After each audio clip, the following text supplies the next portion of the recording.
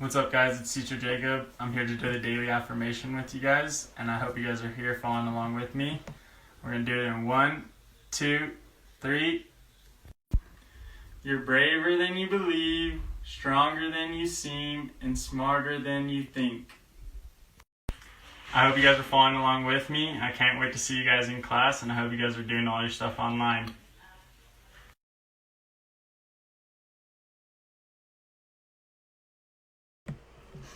What's up, guys? It's Teacher Jacob here again with the daily reading.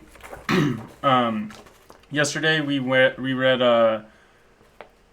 what we saw on Mulberry Street and Chicka Chicka Boom Boom. Today we're going to be reading two books that are actually both made into movies recently. One's a lot older than the other one, but the Lorax and Horton Here's a Who.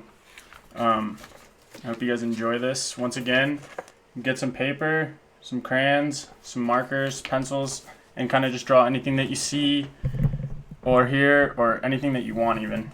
It could be a picture for your mom, picture for your dad, picture for your teachers that you miss. Basically, just anything. If you'd like to share, just send them up to my email, and I will post them up probably starting next week because I wanted to get a couple of them before I show a bunch. And yeah.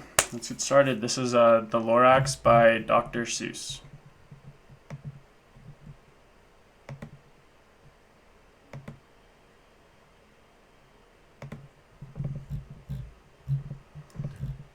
Give me 1 second. The Lorax by Dr. Seuss. At the far end of town where the grass grows, and the wind smells slow and sour when it blows, and no birds ever sing except old crows, is the street of the lifted Lorax.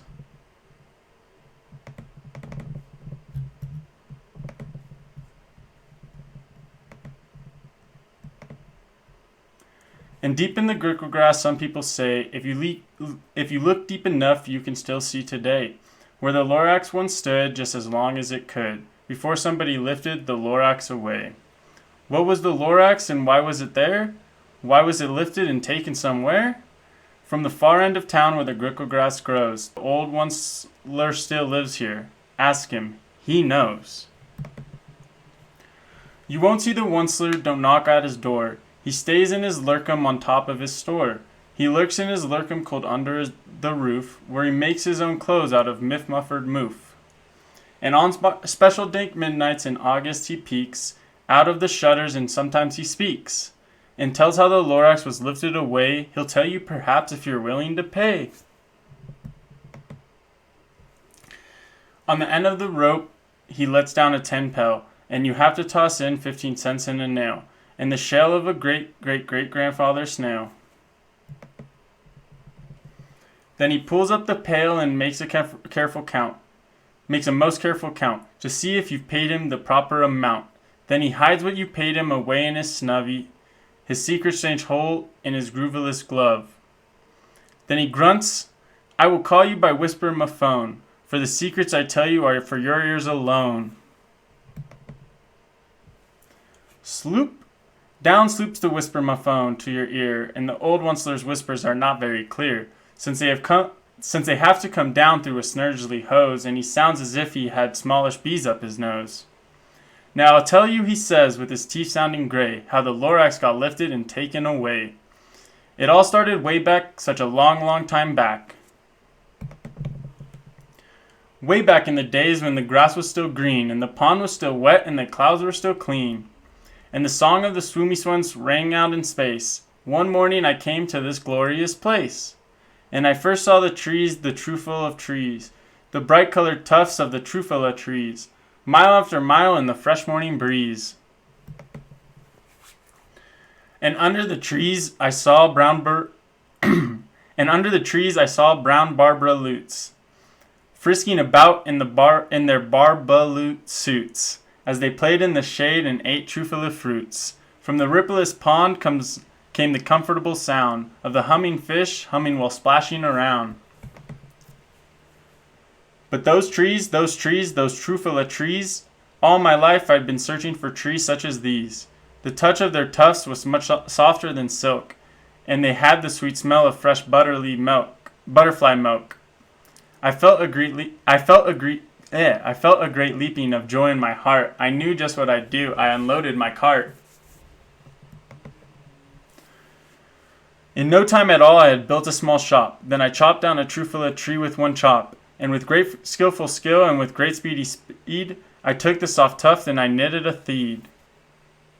The instant I'd finished, I'd heard a gazump. I looked, I saw something pop out of the stump. Of the tree I chopped down, it was sort of a man. Describe him, that's hard, I don't know if I can. He was shortish and oldish and brownish and mossy, and he spoke with a voice that was sharpish and bossy.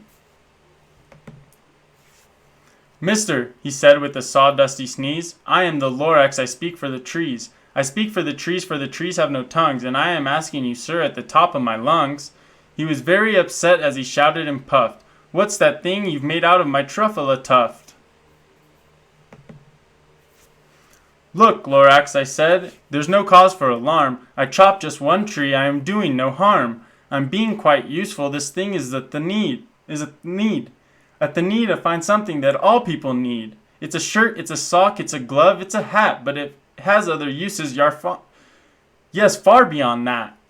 You can use it for carpets, for pillows, for sheets, or curtains or covers for bicycle seats. The Lorax said, Sir, you are crazy with greed. There is no one on earth who would buy that full need. But at the very next minute, I proved he was wrong. For just at that minute, a chap came along, and he thought that the need that I knitted was great. He happily bought it for $3.98. I laughed at the Lorax, you poor stupid guy. You never can tell what some people will buy. I repeat, cried the Lorax, I speak for the trees. I'm busy, I told him, shut up if you please. I rushed across the room and in no time at all built a radio phone. I put in a quick call. I called all my brothers and uncles and aunts, and I said, listen here, here's a wonderful chance for the whole Onceler family to get mighty rich. Get over here fast, take the road to North Nitch. Turn left at Wheat Chalk and sharp right at South Stitch. And in no time at all in the factory I built, the whole Onceler family was working full tilt. We were all knitting themes and just as busy as bees to the sound of chopping trufula trees.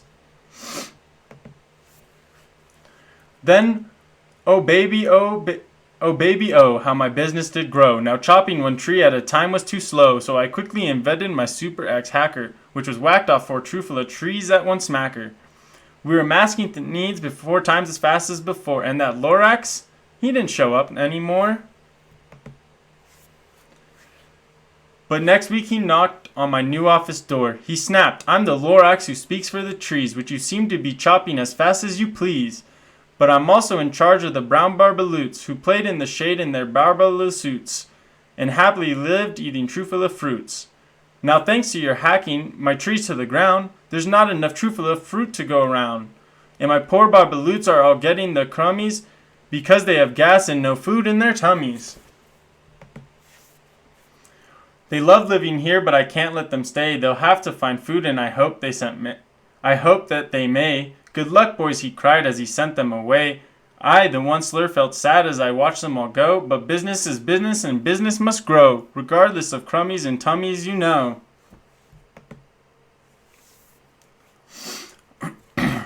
I meant no harm, I most truly did not, but I had to grow bigger, so bigger I got. I biggered my factory, I biggered my roads, I biggered my wagons, I biggered the loads of needs I shipped out. I was shipping them forth to the south, to the east, to the west, to the north. And I went on biggering, selling more needs, and I biggered my money, which everyone needs. Then again he came back. I was fixing some pipes, when that old nuisance Lorax came back with more grapes. I am the Lorax, he coughed and he whiffed. He sneezed, he snuffled, he snargled, he sniffed. Onceler, he cried with a cruffulous croak. Onceler, you're making such smogulous smoke. My poor swami swans, why they can't sing a note. No one can sing who has smog in his throat. And so, said the Lorax, please pardon my cough. They cannot live here, so I'm sending them off. Where will they go, I don't hopefully know. They may have to fly for a month or a year to escape from the smog you've smogged up around here. What's more, snapped the Lorax, his dander was up. Let me say a few words about gluppity glup. Your machine chugs on day and night without stop, making gluppity glup also slippity slop. And what do you do with this leftover glue? I'll show you, you dirty old onceler man, you. You're glumping the pond where the humming fish hummed. No more can they hum, for their gills are all gummed. So I'm sending them off, for their future is dreary. They'll walk on their fins and they'll get woefully weary, in search of some water that isn't so smeary. I hear things are just as bad up in Lake Eric. And then I got mad, I got terribly mad. I yelled at the Lorax, now listen here, Dad. All you do is yap yap and say bad, bad, bad, bad. Well, I have my right, sir, and I'm telling you, I intend to go on just doing what I do. And for your information, you Lorax, I'm figuring on biggering and biggering and biggering and biggering and turning more truthful trees into thieves, which everyone needs. And at that very moment, we heard a loud whack. From outside of the fields came a sickening smack of an axe on a tree that we heard the tree fall, the very last truthful tree of them all. No more trees, no more thieves, no more work to be done. So in no time, my uncles and aunts, every one, all waved me goodbye. They jumped into my cars and drove away under the smoke-smuggered stars. Now all that was left neath the bad-smelling sky was my big empty factory, the Lorax and I. The Lorax said nothing, just gave me a glance, just gave me a very sad backward glance, as he lifted himself by the seat of his pants, and I'll never forget the grim look on his face when he heisted himself and took leave of this place through a hole in the smog without leaving a trace. And all that the Lorax left here in this mess was a small pile of rocks with one word unless. Whatever that meant, well, I just couldn't guess. That was long, long ago, but each day since that day, I've sat here and worried away. Through the years while my buildings have fallen apart, I'm worried about it with all of my heart. But now, since the Onceler, now that you're here, the word of the Lorax seems perfectly clear. Unless someone like you cares a whole awful lot, nothing is going to get better. It's not. So, catch, calls the Onceler. He let something fall. It's a truffula seed. It's the last one of all. You're in charge of the last of the truffula seeds, and the truffula trees are what everyone needs. Plant a new truffula, treat it with care, give it clean water, and feed it fresh air. Grow a forest, protect it from axes that hack, then the Lorax and all of his friends may come back.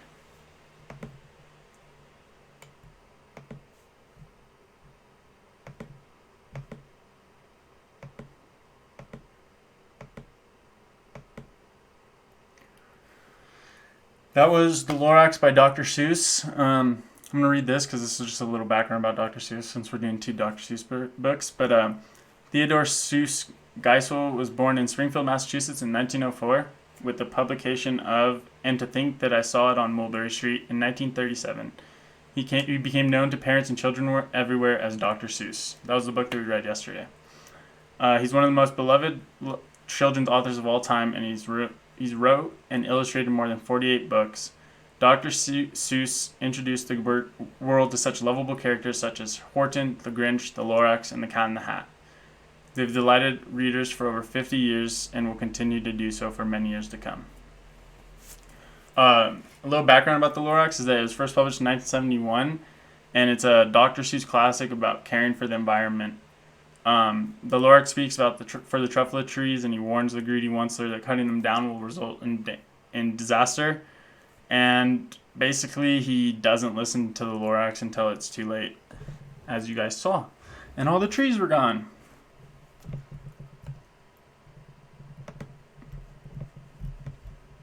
But now for our second book.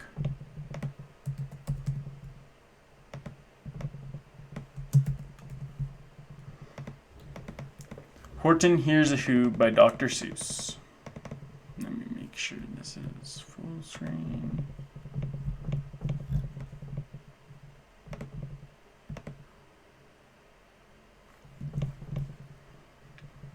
Alright, Horton Hears a Who by Dr. Seuss. Horton is an elephant.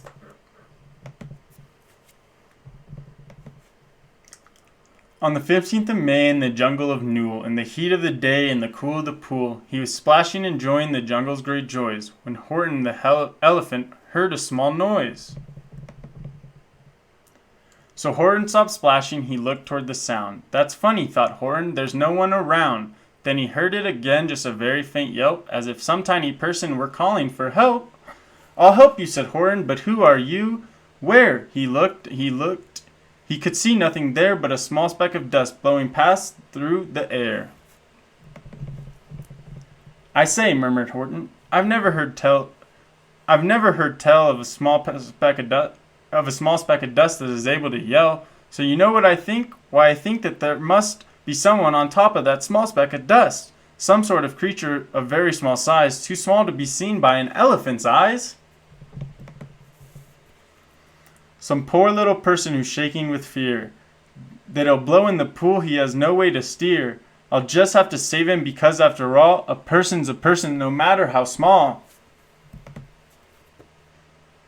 So gently and using the greatest of care, the elephant stretched his great trunk through the air, and he lifted the dust speck and carried it over and placed it down safe on a very soft clover.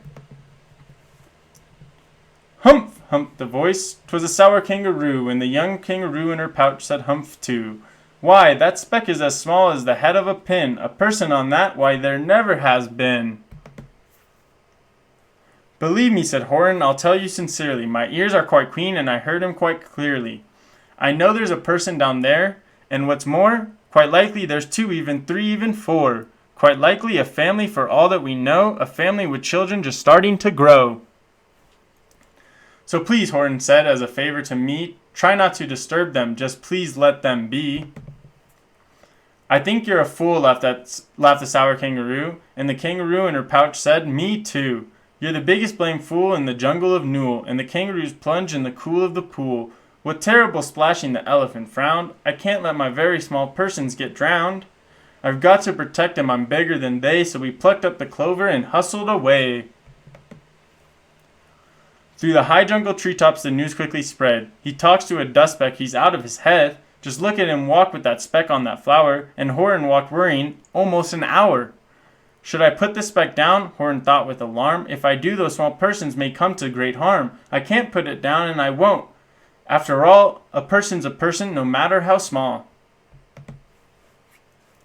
Then Horton stopped walking. The speck voice was talking. The voice was so faint that he could just barely hear it. Teak up, please, said Horton. He put his ear near it. My friend, came the voice, you're a very fine friend. You've helped all the folks on this dust speck no cool. You've saved all our houses, our ceilings and floors. You've saved all our churches and grocery stores. You mean, Horton gasped, you have buildings there too? Oh yes, piped the voice, we most certainly do. I know, called the voice, I'm too small to be seen, but I'm the mayor of a town that is friendly and clean. Our buildings to you would seem terribly small, but to us who aren't big, they are wonderfully tall. My town is called Whoville, for I am a Who, and we Whos are all thankful and grateful to you. And Horton called back to the mayor of the town, you're safe now, don't worry, I won't let you down. But just as he spoke to the mayor of the speck, 3 big jungle monkeys climbed up Horton's neck. The Wickersham brothers came shouting, what rot? This elephant's talking to Whos who are not. They aren't any Whos and they don't have a mayor, so we're going to stop all this nonsense, so there. They snatched Horton's clover, they carried it off to a black-bottomed eagle named Vladikov. A mighty strong eagle of very swift swing, and they said, will you kindly get rid of this thing? And before the poor elephant even could speak, the eagle flew off with the flower in his beak. All that late afternoon and far into the night, that black-bottomed bird flapped his wings in fast flight, while Horton chased after with groans over stones that tattered his toenails and battered his bones, and begged, please don't harm all my little folks, who have as much right to live as us bigger folks do. But far, far beyond him the eagle kept flapping, and over his shoulder called back, quit your yappin'. I'll fly the night through, I'm a bird, I don't mind it, and I'll hide this tomorrow, well you'll never find it. And at 6:56 the next morning he did it. It sure was a terrible place that he hid it. He let that small clover drop somewhere inside of a great patch of clovers 100 miles wide. Fine, that's near the bird, but I think you will fail. And he left with a flip of his black-bottomed tail. I'll find it, cried Horton. I'll find it or bust. I shall find my friends on my small speck of dust. And clover by clover by clover with care, he picked up and searched them and called, "Are you there?" But clover by clover by clover he found that one that he sought for was just not around. And by noon poor old Horton, more dead than alive, had picked and searched and piled 9,005. Then on through the afternoon, hour after hour, till he found them at last on the 3,000,000th flower. "My friends," cried the elephant, "tell me, do tell, are you safe, are you sound, are you whole, are you well?" From down the speck came the voice of the mare. "We really had trouble, much more than our share. When that black-bottomed birdie let go and we dropped, we landed so hard that our clocks have all stopped. Our teapots are broken, our rocking chair smashed, and our bicycle tires all blew up when we crashed. So Horton, please," pleaded with the voice of the mare, "will you stick by us while we were making repairs?" "Of course," Horton answered, "of course I will stick. I'll stick by you small folks through thin and through thick." "Humph," humped the voice, "for almost 2 days. You've run wild and insisted on chatting with persons who've never existed. Such carrying-ons in our peaceful jungle, we've had quite enough of your bellowing bungle. And I'm here to state," snapped at the big kangaroo, that your silly nonsensical game is all through." And the young kangaroo in her pouch said, "Me too." With the help of the Wickersham brothers and dozens of Wickersham uncles and Wickersham cousins and Wickersham in-laws whose help I've engaged, you're going to be roped and you're going to be caged. And as for your dust speck, that we shall boil in hot steaming kettle of bezelnut oil." "Boil it?" gasped Horton. "Oh, that you can't do. It's full of persons. They'll prove it to you." Mr. Mayor," Horton called. "Mr. Mayor, you've got to prove now that you really are there. So call a big meeting, get everyone out. Make every who holler, make every who shout, make every who scream. But if you don't, every who is going to end up in a bezelnut stew." And down on the dustback, the scared little mayor quick called a big meeting in Whoville Town Square, and his people cried loudly. They cried out in fear, "We are here! We are here! We are here! We are here!" The elephant smiled that was clear as a bell. "You kangaroos surely heard that very well." "All I heard," snapped the big kangaroo, "was the breeze and the faint sound of wind through the far distant trees. I heard no small voices and you didn't either." And the young kangaroo in her pouch said, "Me neither." "Grab him," they shouted, "in the cage the big dope. Lasso his stomach with 10 miles of rope. Tie the knots tight so he'll never shake loose. Dunk that dumb speck in bezelnut juice." Horton fought back with great vigor and vim, but the Wickersham gang was too many for him. They beat him, they mauled him, they started to haul him into his cage, but he managed to call to the mayor, "Don't give up, I believe in you all. A person's a person no matter how small, and you very small persons will not have to die if you make yourselves heard, so come on now and try." The mayor grabbed a tom-tom, he started to smack it, and all over Whoville they whooped up a racket. They rattled tin kettles, they beat it on brass pans, down garbage pail tops and old cranberry cans. They blew on bazookas and blasted great toots, on clarinets, oompas, and boompas and flutes. Great gusts of loud racket rang high through the air. They rattled and shook the whole sky. And the mayor called up through the howling mad hullaboo, "Hey Horton, how's this? Is our sound coming through?" And Horton called back, "I can hear you just fine, but the kangaroo's cars aren't as strong quite as mine. They don't hear a thing. Are you sure? Are you sure all your boys are doing their best? Are they all making noise? Are you sure every who down in Whoville is working? Quick, look through your town. Is there anyone shirking?" Through the town rushed the mayor from east to the west, but everyone seemed to be doing his best. Everyone seemed to be yapping or yipping. Everyone seemed to be beeping or bipping. But it wasn't enough, all this ruckus and roar. He had to find someone to help him make more. He raced through each building, he searched floor to floor. And just as he felt he was getting nowhere and almost about to give up in despair, he suddenly burst through a door, and that mayor discovered one shirker. Quite hidden away in the Fairfax Apartments, apartment 12J, a very small shirker named Jojo was standing and bouncing a yo-yo, not making a sound, not a yip, not a chirp. And the mayor rushed inside and he grabbed the young twerp. and he climbed with the lad up the Eiffelberg Tower. "This," cried the mayor, "is your town's darkest hour. This time for all who have blood that is red to come to the aid of their country," he said. "We've got to make noises in greater amounts, so open your mouth, lad, for every voice counts." Thus he spoke as he climbed. When they got to the top, the lad cleared his throat, and he shouted, "Yop!" And that yop, that one small extra yop, put it over. Finally, at last, from the speck on that clover, their voices were heard. They rang out clear and clean. And the elephant smiled. "Do you see what I mean? They've proved they are persons, no matter how small, and their whole world was saved by the smallest of all." "How true, yes, how true," said the big kangaroo. "And from now on, you know what I'm planning to do. From now on, I'm going to protect them with you." And the young kangaroo in her pouch said, "Me too. From the sun in the summer, from rain when it's fallish, I'm going to protect them, no matter how smallish."